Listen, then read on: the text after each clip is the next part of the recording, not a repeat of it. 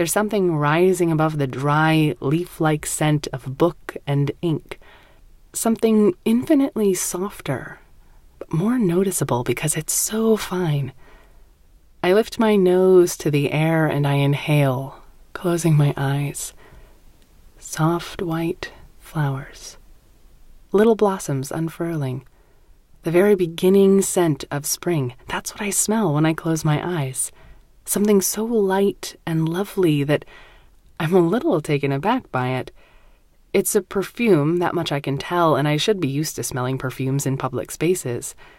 But this one is somehow different. Maybe because beneath the gentle white tones of the flowers, there's something more.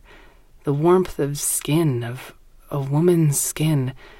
Immediately, my eyes are open again, and I'm glancing down the aisle to my right. But there's no one there. The perfume eludes me as I place one foot in front of the other, led through the bookshop by this bewitching scent.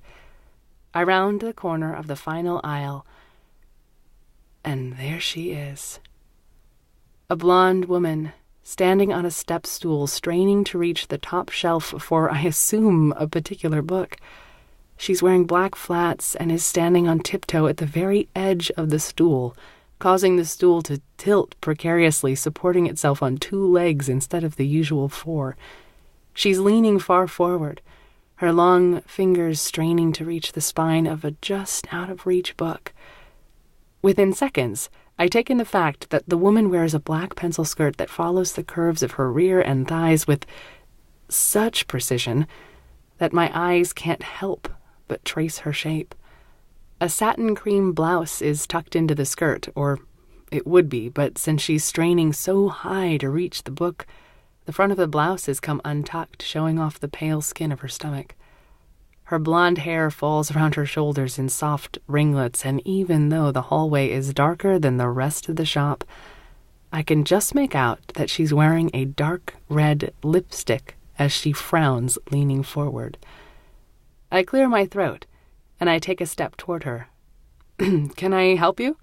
I ask, but then everything happens very quickly because the woman is startled by my voice, and her flat slips on the step stool, and then she begins to fall to the right with a sharp gasp.